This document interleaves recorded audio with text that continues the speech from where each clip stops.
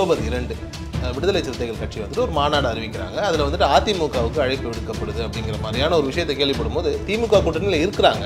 ஆனால் அதிமுகவுக்கு அழைப்பு கொடுக்குறாங்கன்ற மாதிரியான ஒரு முரணான ஒரு செயல் இருக்கிற மாதிரியான ஒரு பார்வை இருக்குது. குறிச்சியில் மது ஒழிப்பு மாநாடு நடத்துகிறாரு.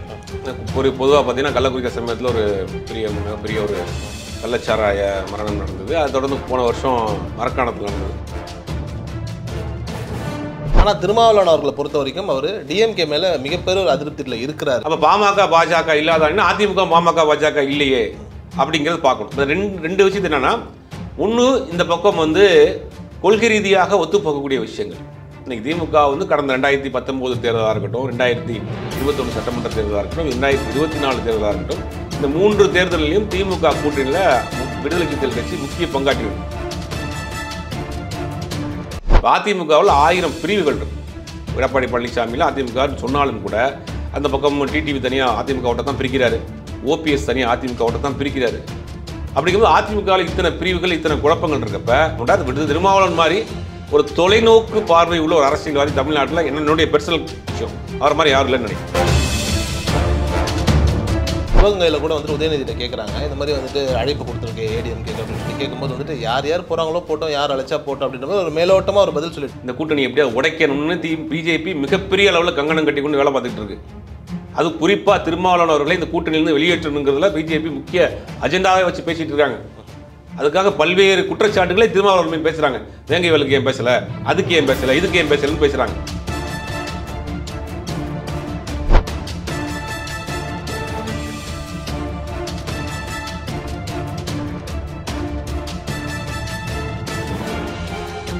ஆகாயர்களுக்கு வணக்கம். நான் உங்கள் அஷ்ரஃப். இன்று நம்மோடு இருப்பது சினிமா மற்றும் அரசியல் விமர்சகர் திரு சுபேர் அவர்கள்.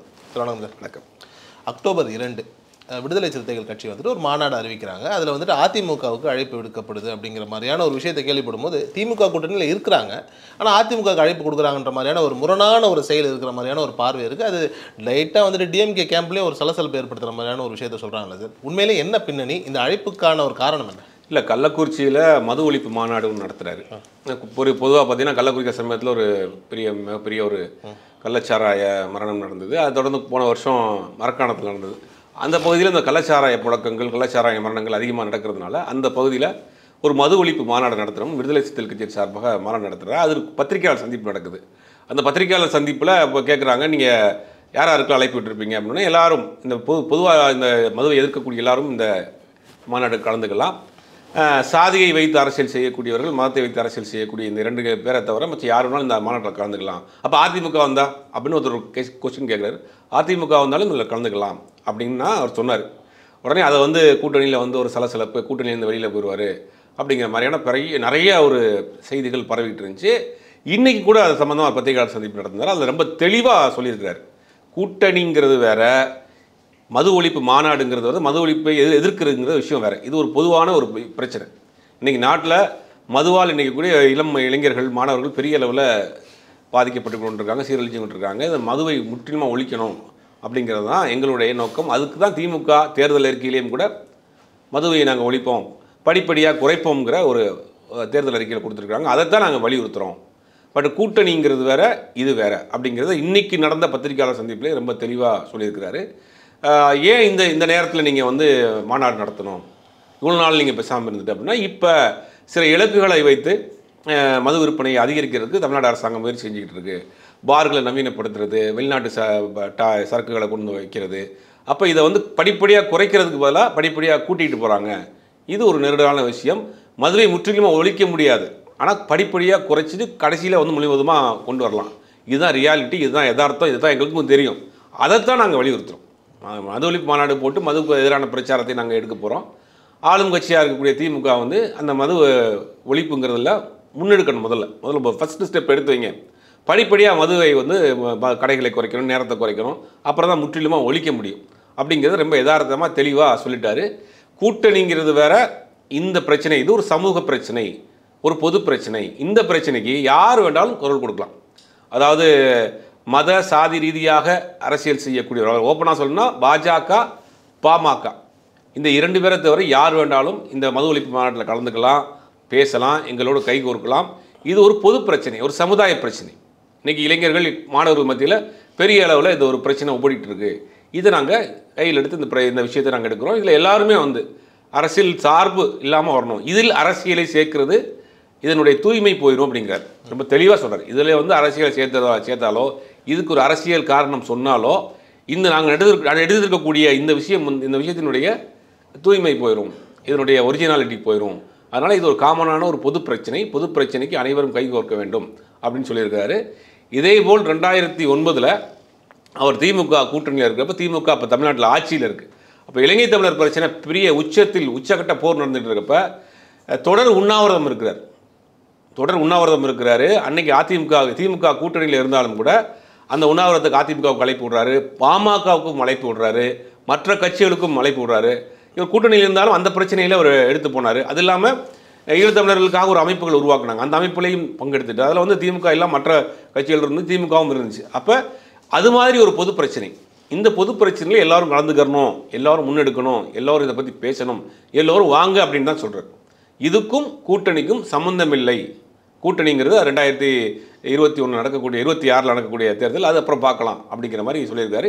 இன்றைக்கி வரைக்கும் திமுக கூட்டணியில் தான் இருக்கார். அதுக்கு இன்றைக்கி அவர் பேசின பேச்சில் ஒரு முற்றுப்புள்ளி வச்சிருக்காரு. ஆனால் திருமாவளவன் அவர்களை பொறுத்த வரைக்கும் அவர் டிஎம்கே மேலே மிகப்பெரிய ஒரு அதிருப்தியில் இருக்கிறாரு. ஸோ மாறுவதற்கான ஒரு எண்ணம் அவருக்கு இருக்குது. அதனுடைய ஆரம்ப புள்ளி தான் இதுன்னு சொல்லி தான் பார்க்கப்படுது சார். அது உண்மையாக இல்லை. முதல்ல இந்த கூட்டணியை பற்றி முதல்ல கொள்கை ரீதியான ஒரு கூட்டணி, அதாவது பாமக பாஜக இந்த 2 கட்சிகளோடும் என்றைக்கும் கூட்டணி இல்லை அப்படிங்கிறதுல ரொம்ப தெளிவாக இருக்கார். இன்றைக்கி கூட அதை பற்றி பேசியிருக்காரு.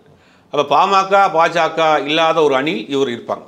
அப்போ பாமக பாஜக இல்லாத அணி அதிமுக பாமக பாஜக இல்லையே அப்படிங்கிறது பார்க்கணும். இப்போ ரெண்டு விஷயத்து என்னென்னா, ஒன்று இந்த பக்கம் வந்து கொள்கை ரீதியாக ஒத்துப்போகக்கூடிய விஷயங்கள். இன்றைக்கி திமுக வந்து கடந்த 2019 தேர்தலாக இருக்கட்டும், 2021 சட்டமன்ற தேர்தலாக இருக்கட்டும், 2024 தேர்தலாக இருக்கட்டும், இந்த 3 தேர்தலிலையும் திமுக கூட்டணியில் விடுதலை சிறுத்தைகள் கட்சி முக்கிய பங்காற்றிருக்கு.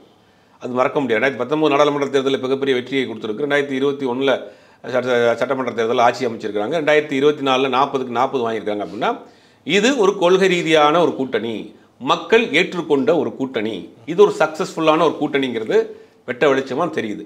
இப்போ 2024 நடந்த தேர்தலில் வாங்கின அந்த 40 தொகுதிகளை கால்குலேட் பண்ணுறப்ப 200 தொகுதிகளுக்கு மேலே திமுக கூட்டணி வெற்றி பெறும் அப்படிங்கிற ஒரு கால்குலேஷன் சொல்கிறாங்க. அப்படி கொள்கை ரீதியாகவும் ஒரு வெற்றிகரமான ஒரு கூட்டணியாக இருக்கிறப்ப அதை எப்படி அவரை விட்டுட்டு அங்கே போவார்? இப்போ அதிமுகவில் 1000 பிரிவுகள் இருக்குது. எடப்பாடி பழனிசாமியில் அதிமுகன்னு சொன்னாலும் கூட அந்த பக்கம் டிடிவி தனியாக அதிமுக ஓட்ட தான் பிரிக்கிறாரு, ஓபிஎஸ் தனியாக அதிமுக ஓட்ட தான் பிரிக்கிறாரு. அப்படிங்கும்போது அதிமுகவில் இத்தனை பிரிவுகள், இத்தனை குழப்பங்கள் இருக்கப்ப இப்படி வலுவான கம்யூனிஸ்டுகளாக இருக்கட்டும், இஸ்லாமிய அமைப்புகளாக இருக்கட்டும், விடுதலை சிறுத்தைகளாக இருக்கட்டும், திமுகவாக இருக்கட்டும், இப்படி எல்லாரும் ஒரே கொள்கை ரீதியான ஒரு கூட்டணி இருக்கிறப்ப இந்த கூட்டணியை விட்டுட்டு அங்கே எந்த இதில் போய் சேருவார்? ரெண்டாவது, அங்கே என்ன ஸ்ட்ராங் இருக்குது, அவங்க என்ன கொள்கை பிடிப்பு இருக்குது? போன முறை நடந்த 2024 நாடாளுமன்ற தேர்தலில் பாஜகவிற்காக பல தொகுதிகளில் டம்மியான வேட்பாளர்களை போட்டாங்க. இன்னைக்கு வரைக்கும் மத்தியில் கொண்டு வரக்கூடிய திட்டங்களையோ மத்திய அரசையோ உங்களுக்கு தைரியமாக விமர்சிக்க முடியுதா அதிமுகவால்? அப்படிங்கும்போது எந்த நம்பிக்கையில் அதிமுகவோட கூட்டணிக்கு போவார்? ஒரு அடிப்படையான விஷயம் இருக்குல்ல. இன்னைக்கு ஆட்சியில் இல்லாட்டியும் கூட 10 வருடமாக வந்து இன்னைக்கு பிஜேபி இருந்தாலும் 10 வருடம் பிஜேபி திமுக எதிர்த்துக்கிட்டு இருக்கு, கொள்கை ரீதியாக எதிர்க்கிறாங்க. இன்றைக்கி புதிய கல்விக் கொள்கையை கொண்டு வரணுங்கிறாங்க, அதுக்கு போராடிக்கிட்டு இருக்காங்க. பல்வேறு பிரச்சனைகளுக்கு எதிராக குரல் கொடுத்துட்ருக்காங்க. நாடாளுமன்றத்தில் உள்ளேயும் பேசுகிறாங்க, வெளியிலையும் பேசுகிறாங்க, போராடுறாங்க. அத்தனை பிரச்சனைக்கும் இவரும் கூட இருக்கிறார். அப்போ கொள்கை ரீதியாக ஒரு பிரச்சனையை அணுகக்கூடிய விஷயமா இருக்குது, கொள்கை ரீதியாக ஒரு விஷயத்தை எடுத்துகிட்டு போகக்கூடிய விஷயமா இருக்குது. இன்றைக்கி தமிழ்நாட்டை நீங்கள் எப்படியும் பாஜக கால் உண்டுன்னு நினைக்கிறப்ப இதை ஒரு வலுவான கூட்டணியில் இந்த ஸ்ட்ராங்காக அதை தடுத்துட்டு இருக்கிறாங்க. அப்படிங்கும்போது கூட்டணிக்குள்ள ஒரு சலசலப்பு வருவதற்கு, கூட்டணி விட்டு வெளியே போகிறதுக்கோ கண்டிப்பாக அவர் வந்து இருக்க மாட்டார். விடுதலை திருமாவளவன் மாதிரி ஒரு தொலைநோக்கு பார்வை உள்ள ஒரு அரசியல்வாதி தமிழ்நாட்டில் என்னுடைய பர்சனல் விஷயம் அவர் மாதிரி யாரும் இல்லைன்னு நினைக்கிறேன். 10 வருஷம் கழிச்சு என்ன நடக்குங்கிறது ரொம்ப தெளிவாக கெஸ் பண்ணக்கூடிய ஒரு அரசியல்வாதி. அவர் இந்த மாதிரியான ஒரு முடிவெல்லாம் கண்டிப்பாக எடுக்கவே மாட்டார். திமுகவில் இவ்வளோ வலுவான கூட்டணி இருக்குது, கொள்கை ரீதியான கூட்டணி இருக்குது, சக்ஸஸ்ஃபுல்லான ஒரு கூட்டணி இருக்குது. அங்கே என்ன இருக்குது? கொள்கை பிடிப்பும் கிடையாது. அவங்க அது நடந்து நாடாளுமன்ற தேர்தல் ஏற்கனவே சொன்ன மாதிரி பல்வேறு தொகுதிகளில் நீங்கள் பாஜகவுக்கு ஆதரவான மனநிலையை எடுத்து ஆதரவான ஒரு ஸ்டாண்ட் எடுத்து பல இடங்களில் டம்மியான வேட்பாளரை போட்டிங்க. இப்போ டிடி வித்திரனருக்கு தேனி நாடாளுமன்ற தொகுதியில் அந்த சமுதாயத்தை வாக்குகள் பிரிஞ்சிடக்கூடாதுங்கிறதுக்காக வேறொரு சமூகத்தை சேர்ந்த ஒரு வேட்பாளரை போடுறீங்க. அண்ணாமலையை ஜெயிக்க வைக்கணுங்கிறதுக்காக கோயம்புத்தூரில் அந்த சமுதாயத்தை சேராத வேற ஒருத்தரை கொண்டு வேட்பாளரை போடுறீங்க. இப்போ நீங்கள் மறைமுகமாக பாஜகவுக்கு பல உதவிகள் செஞ்சுக்கிட்டு இருக்கீங்க. அப்படிங்கும்போது எல்லாம் வெட்ட வெளிச்சமாக இருக்கு இல்லையா? இதை எப்படி நம்பி அவர் போவார்? அவர் அரசியல் தெரியாதவரா, அரசியல் புரியாதவரா? இது வந்து ஒரு பொதுவான ஒரு பிரச்சனை. மது பிரச்சனைங்கிறது ஒரு பொதுவான பிரச்சனை. இந்த பிரச்சனையை ஒழிக்கப்பட வேண்டும், அழிக்கப்பட வேண்டும்ங்கிறது ஒரு முக்கியமான கோரிக்கையாக இருக்குது. திமுக தேர்தல் அறிக்கையில் கொடுத்துருக்கு. இந்த 3 வருஷம் ஏற்கனவே 1.5 வருஷம் கொரோனாவில் போயிடுச்சு. அடுத்த 1.5 வருஷம் இந்த எலெக்ஷன் அதுன்னு போயிடுச்சு. இப்போ அந்த விஷயம் கையெடுத்து பேச வேண்டிய சூழ்நிலை வந்திருக்கு. முற்றிலுமாக ஒழிக்க முடியாது, பட் படிப்படியாக குறைக்கலாம், கடைசியில் ஒழிக்கலாம். அதை தான் அவர் சொல்கிறார். முற்றிலுமாக படிப்படியாக குறைங்க, நேரத்தை குறைங்க, கடைகளை குறைங்க, அப்புறம் முற்றிலுமாக அந்த இதை வந்து நீக்கலாம். அதுதான் வந்து சரியான வழிமுறையாக இருக்கும். அதை நீங்கள் கையில் எடுங்க. அது இல்லாமல் நீங்கள் மதுக்கடையில் அதிகப்படுத்துறது, பார் வசதி அதிகப்படுத்துறது, குடிக்கிறவர்களுக்கு சலுகைகள் கொடுக்குற மாதிரியான வேலைகள் செய்கிறப்ப இது நாங்கள் எடுத்துக்க வேண்டிய சூழ்நிலையில் இருக்கிறோம். கூட்டணியில் இருந்தால் எல்லாத்தையும் ஒத்துக்கிற முடியுமா? அப்போ அதை இப்போ இவர் ஒரு கோரிக்கையை வச்சிருக்கிறாரு. அது திமுக தலைவர் இன்றைக்கி அமெரிக்கா போயிருக்காரு. வந்தப்புறம் அந்த கட்சியினுடைய கூட்டம் போட்டு இதை பற்றின ஏதாவது ஒரு முடிவு எடுப்பாங்க, ஆலோசனை பண்ணுவாங்க, கலந்து ஆலோசனை பேசிப்பாங்க. இந்த ஒரு சம்பவத்தை வச்சு ஒட்டுமொத்தமாக கூட்டணியை மாறிடும் அப்படின்றது அவங்களுடைய ஆசை. ஆனால் இப்போ நீங்கள் சொன்னீங்க திருமாவளவன் வந்துட்டு ரொம்ப தொலைநோக்கு பார்வை கொண்ட ஒரு தலைவர் அப்படின்னு. ஆனால் அப்படி பார்க்கும்போது நிறைய பேர் வந்துட்டு உள்ரங்கமாக என்ன சொல்கிறாங்க அப்படின்னா வந்துட்டு டிஎம்கேவுக்கும் பிஜேபிக்குமே நிறைய இடங்களில் ஒரு தொடர்பு இருக்குது. டிஎம்கே வந்துட்டு பிஜேபியை சில இடங்களில் வந்துட்டு சப்போர்ட் பண்ணுது அப்படிங்கிறதுக்கு வந்துட்டு இப்போ இந்த ஆருத்ரா கேஸ் கூட நடுவில் வரும்போது அந்த ஆம்ஸ்டாங்கோட விஷயத்தில் கூட உள்ள யாரோ இருக்கிறாங்க, பிஜேபிக்கும் டிஎம்கேக்கும் லிங்க் இருக்குங்கிறது. இப்போ இது வந்துட்டு திருமாவளவன் மாதிரியான ஒரு ஆளுமைக்கு தெரியும் இல்லையா? ஸோ அதனால் அதுக்கேற்ற மாதிரி இந்த மாதிரியான ஒரு மூவ்ஸ் பண்ணுறாரோ இல்லை? எந்த விஷயத்தில் அவங்க திமுக வந்து பிஜேபி எதுக்கல? இன்றைக்கி உதாரணத்துக்கு இந்த மகாவிஷ்ணு விஷயம் வந்து ஒரு பள்ளிக்கூடத்தில் ஒரு விஷயம் நடந்திருக்கு. உடனே அவரை வந்து கைது பண்ணியிருக்காரு. அந்த சம்மந்தப்பட்ட துறை அமைச்சர் அங்கே பகுதிக்கு போகிறார், ஆசிரியரை கூப்பிட்றாரு, அவரை பாராட்டுறாரு, நான் உங்களுக்கு இருக்கிறேன் பயப்படாதீங்கன்றாரு. இதே அதிமுக ஆட்சியில் இருந்ததுன்னா அந்த குரல் கொடுத்த ஆசிரியரை சஸ்பெண்ட் பண்ணியிருப்பாங்க. நடந்திருக்குமா? நடக்காதா? அப்போ நீங்கள் எதோ எதிர்க்க முடியுங்கிறீங்க. நீங்கள் வலுவாக இன்றைக்கி பிஜேபி மத்தியில் 10 வருஷத்துக்கு மேலே ஆட்சி பண்ணிக்கிட்டு இருக்கு. அப்படிங்கும்போது நம்ம இன்றைக்கி ஏகப்பட்ட இடைஞ்சலாக இன்றைக்கி மாநில அரசு கொடுத்துட்ருக்கு. கல்வி நிறுவனங்களுக்கு கொடுக்கக்கூடிய அந்த 540 கோடி ரூபா பணத்தை கொடுக்க மாட்டேங்கிறாங்க. பிஎம் சரி பண்ணல, நீங்கள் சேர்ந்தா தான் அந்த ஸ்கீமை சேர்ந்தா தான் கொண்டு வரன்றாங்க. இன்றைக்கு வரைக்கும் மத்திய கல்வி அமைச்சர் வந்து நீங்கள் வந்து தேசிய கல்விக் கொள்கை புதிய கல்விக் கொள்கையில் சேருங்கன்னு நெருக்கடி கொடுத்துட்ருக்காங்க. ஆளுநர் இங்கே தொடர்ந்து நெருக்கடி கொடுத்துட்ருக்காரு. எத்தனை பிரச்சனைகள் இதில் எங்கே சமரசம் போயிடுச்சு? என்ன சமரசம் நடந்திருக்குன்ற அதான் அது வந்துட்டு என்ன சொல்ல வராங்கன்னா குறிப்பாக இந்த ஆம்ஸ்டாங் கேஸை தான் வந்துட்டு திருமாவளவனுக்கு வந்துட்டு கொஞ்சம் ஒரு அதிருப்தியான ஒரு நிலை உருவானதாகவும் உள்ளுக்குள்ளே ஏதோ ஒரு விதமான ஒரு கொடுக்கல் வாங்கல் இருக்குதோ டிஎம்கேவுக்கும் பிஜேபிக்கும். ஸோ அது வந்துட்டு இவருக்கு ஒரு அதிருப்தியும் சலசலப்பும் ஏற்படுத்துது. அதெல்லாம் வெளியில் அவங்க சொல்லக்கூடிய கதைகள் எதுவுமே ஒரு கதைகள் தான் சொல்லுவாங்க, கட்டுக்கதைகள், யூகங்கள் தான், கதைகள் தான். இந்த கூட்டணி எப்படியா உடைக்கணும்னு பிஜேபி மிகப்பெரிய அளவில் கங்கணம் கட்டி கொண்டு வேலை பார்த்துட்டு இருக்கு. அது குறிப்பாக திருமாவளவன் அவர்களை இந்த கூட்டணியிலிருந்து வெளியேற்றணுங்கிறதுல பிஜேபி முக்கிய அஜெண்டாவே வச்சு பேசிகிட்டு இருக்காங்க. அதுக்காக பல்வேறு குற்றச்சாட்டுகளை திருமாவளவன் பேசுகிறாங்க. வேங்கை வேலுக்கு ஏன் பேசலை, அதுக்கு ஏன் பேசலை, இதுக்கு ஏன் பேசலைன்னு பேசுகிறாங்க. அப்போ அந்த கூட்டணியை விட்டு ஒரு எப்படியாவது கழட்டிடணும், அப்போ திமுக கூட்டணி வழி வந்துடணும், அப்படின்னா நம்ம உள்ளே வந்துடலாம் அப்படின்றது அவங்களுடைய அஜெண்டா. அதுக்கு பல்வேறு முகமூடியை போட்டு பல்வேறு ஆட்களை உள்ளே இறக்கியிருக்கிறாங்க. இப்போ அரசியல் இருந்தாலும் சரி, சினிமாவில் வந்து பல்வேறு ஆட்களை இறக்கி அவருக்கு எதிரான வேலைகளை செய்யக்கூடிய வேலைகள் செஞ்சுட்டு இருக்காங்க. இதெல்லாம் அவருக்கு தெரியாமல் இருக்குமா? கண்டிப்பாக தெரியும். இது வந்து ஒரு பொது பிரச்சனை. இது சமுதாயத்தில் இங்கே பெரிய பெரிய சீரழிவாக இருக்குது. மாணவர்கள் பாதிக்கப்படுறாங்க, இளைஞர்கள் பாதிக்கப்படுறாங்க, பல குடும்பங்கள் பாதிக்கப்படுது. திமுக தேர்தல் அறிக்கையில் கொடுத்துருக்கீங்க, தேர்தல் அறிக்கை கொடுத்த பல விஷயங்களையும் செஞ்சுக்கிட்டு இருக்கீங்க. அப்போ இதையே செய்யலன்னு தான் கேட்குறாரு. அப்புறம் கூட்டணி கட்சியாக கூட்டணி தர்மத்திற்காக எல்லாத்தையும் போத்துக்கிட்டு போக முடியாது. நீங்கள் தேர்தல் அறிக்கையில் 1000 ரூபா கொடுக்குறேன்னு சொன்னீங்க, பெண்களுக்கு இலவச பஸ் பாஸ் கொடுக்குறேன்னீங்க, கல்லூரியில் படிக்கக்கூடிய மாணவர்களுக்கு 1000 ரூபா கொடுக்குறீங்க, அதெல்லாம் எல்லா தேர்தலுக்கும் நிறைவேற்றிட்டு இருக்கீங்க. அடுத்து தேர்தல் வரப்போகிறப்ப அங்கே போய் நிற்கிறப்ப நீங்கள் மது விலக்கை கொண்டு வரணும்னு சொன்னீங்க, மது படிப்படியாக குறைப்போம் தேர்தல் அறிக்கையில் சொல்லியிருக்கீங்களே அப்படின்னு கூட்டணி கட்சியின் சார்பாக போகிறப்ப கேட்பாங்களா இல்லையா? அப்போ இவர் ஒரு கோரிக்கையை வச்சிருக்கிறார். ஒன்று 12 மாதம் தான் இருக்குது தேர்தல் வர போகிறப்ப. அப்போ இதை வந்து ஒரு கோரிக்கையை வச்சிருக்கிறாரு. அதை வந்து அந்த கட்சி பரிசீலனை பண்ணும், ஆளும் கட்சி பரிசீலனை பண்ணணும். அதை என்ன எடுக்க போகுதுங்கிறத ஒரு ஸ்டெப்பை வெயிட் பண்ணி தான் பார்க்கணும். இவர் முதல்ல ஒரு குரல் கொடுத்துருக்காரு, அதுக்கு என்ன விதமான ரியாக்ஷன் வருதுங்கிறது அங்கிருந்து தான் பார்க்கணும். நிச்சயமா. இப்போ திருமாவளவன் அவர்களை பொறுத்த வரைக்கும் வந்துட்டு ஒரு மிகப்பெரிய அரசியல் நாகரிகம் கொண்ட ஒரு தலைவர் அப்படின்னு தான் பார்க்கப்படுது. ஆனால் அவர் வந்துட்டு இந்த ஸ்டேட்மெண்ட் என்ன சொல்லியிருக்காரு அப்படின்னா, மதம் ஜாதி சார்ந்த எந்த விதமான கட்சிகளுக்கும் அழைப்பில்லைங்கிற மாதிரியான ஒரு நிலையை சொல்லும்போது பாமகவுக்கு ஆட்டோமேட்டிக்காக அழைப்பில்லைன்ற மாதிரியான ஒரு நிலை நமக்கு புரியப்படுது. ஆனால் இதில் ஒரு விஷயம் என்னன்னா, தமிழகத்தில் இருக்கக்கூடிய அரசியல் கட்சிகள்லேயே மது ஒழிப்புக்கு ரொம்ப அகேன்ஸ்டாக இருக்கிறது வந்துட்டு அன்புமணி ராமதாஸ் அவர்கள் பாமக தான். ஸோ அப்படி இருக்கும்போது இந்த மாதிரியான ஒரு மேடைகளில் வந்துட்டு அவங்களையும் அழைச்சி ஒரு நிலையில் வச்சிருக்கிறது தானே ஒரு நாகரிகம். அதை தவறிட்டாரோ? இல்லை, மது போதையை விட மத போதை சாதி போதை கொடியதுன்றார் அவர் சொல்கிறார். மது போதைனா குடித்தா 3 மணி நேரத்தில் எஞ்சி போயிடுவான். இந்த மது தேவைப்பட்டவன் தான் அவன் குடிப்பான். ஆனால் இந்த சாதி மத போதையை வந்து தேடி போய் திரிக்கிறாங்க. இளைஞர்கள் மீது, மாணவர்கள் மீது, படிக்கக்கூடிய ஆட்கள் மீது தேடி போய் இன்ஜெக்ட் பண்ணுறாங்க. ஒரு சாதி ரீதியான ஒரு விஷத்தை, மத ரீதியான ஒரு விஷப்பிரச்சாரத்தை செஞ்சு அது ஒரு தெரியாத போதை.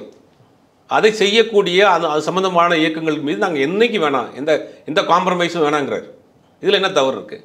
அந்த தேர்தல் நேரத்தில் தான் முடிவு பண்ண முடியும். இப்போ ஒரு யூகம் வருது, அந்த யூகத்தின் அடிப்படையில் அமைச்சர் உதயநிதி ஸ்டாலின்கிட்ட கேட்குறாங்க, அப்படி போகிறவங்க போக தான் செய்வாங்க அப்படின்ற மாதிரி யதார்த்தத்தை பேசியிருக்கிறார். நிச்சயமா. இப்போ விஜயை வந்துட்டு ஒரு கட்சியினுடைய தலைவராக வந்துட்டாரு அப்படின்னும் போது அடிக்கடி பிறந்தநாள் வாழ்த்துக்கள்லாம் திருமாவளவனர்களும் விஜயும் பேசிக்கிறாங்கன்னும் போது விஜய்க்கு அழைப்பு கொடுக்கப்படுமா? விஜய்க்கு அழைப்பு கொடுக்கப்படுமா என்னங்கிறது தெரியல. ஒன்றும் யாரை அழைக்கிறாங்கிறத லிஸ்ட் அவங்க ஒன்றும் போடலை. இப்போ ஜென்ரலாக ஓப்பனாக ஒரு அறிக்கை கொடுத்துருக்காரு. மதுவுக்கு எதிராக பேசக்கூடியவர், மதுரை எதிர்க்கக்கூடியவர்கள், ஜாதி மத அடையாளம் இல்லாதவர்கள் எல்லாத்தையும் மேடைக்கு வாங்கன்றார். அது அரசியல் கட்சியாக இருக்கலாம், இயக்கங்களாக இருக்கட்டும், தன்னார்வலாக இருக்கலாம், சோசியல் ஆக்டிவிஸ்ட்டாக இருக்கலாம், யார் வேணாலும் சரி, மதுவுக்கு எதிராக போராடக்கூடியவர் அத்தனை பேர் மேடைக்கு வாங்க, குரல் கொடுங்க, உங்கள் பதிலை பற்றி பிரச்சாரம் பண்ணுங்கிற நல்ல விஷயம் தானே அது. அப்போ விஜய் மதுவுக்கு எதிராக நான் பேச வர்றேன் அப்படின்னு அவர் பேச முடியுமா? இப்போ தான் படத்தில் நைட்டு ஃபுல்லாக குடிச்சிட்டு ஹேங் ஓவரில் இருக்கிறாரு, எப்படி பேசுவார்? குறைந்தபட்சம் படத்தில் கூட குடியை மறைக்காதவர் எப்படி மதுவுக்கு எதிராக வந்து மேடையில் பேசுவார்? அது எப்படி ஏற்றுக்கிற முடியும்? ஒன்று அது ஸ்க்ரீன் அதை திரையில் பார்க்குறாங்க, திரையில் பார்க்குறதுக்கும் இதில் நான் ரியலாக நடக்கிறதுக்கும் எப்படி ஒத்து வரும்னு எப்படி நம்ம சப்பக்கட்டு கட்டினாலும் அவரை சிறையில் பார்த்தானா தலைவராக ஏற்றுக்கிட்டு இருக்காங்க. சரி, அப்படிங்கும்போது தேர்தலுக்கு அரசியல் கட்சி ஆரம்பித்த பிறகு வந்த படத்தில் இப்போ ஒரு அரசியல் கட்சி ஆரம்பித்த பிறகு அவர் வந்து ஒரு படத்தில் நடிக்கிறார். அந்த படத்தில் பார்த்தீங்கன்னா பாட்டிலோடு தான் வர்றாரு, நைட்டு ஃபுல்லாக குடிச்சிட்டு இருக்காரு, எங்கே போனாலும் குடி கும்மாளம் பாட்டு ஆட்டம் இப்படி தான் இருக்கிறாரு. அவர் வந்து திரையில் அது மாதிரி பண்ணிவிட்டு ஸ்டேஜில் வந்து மதுக்கு எதிராக போராட்டம் பண்ணார்னா எப்படி அது சாத்தியப்படும்? ஏற்றுக்கொள்ளப்படும். ஒரு நடிகராக இல்லாமல் இருந்தால் கூட பரவாயில்ல, ஒரு நடிகராக அங்கே நடிச்சுட்டு அதே கெட்டப்போட வந்து மேடையில் என்ன மது குடிக்காதீங்க தம்பி தங்கைகளா அப்படின்னு பேசிட்டாருன்னா அது எந்த லாஜிக் வரும்? அது அப்படிங்கும்போது பார்ப்போம், அதெல்லாம் காலம் தான் முடிவு பண்ணுவோம். சிறப்பு. ரொம்ப நன்றி சார்.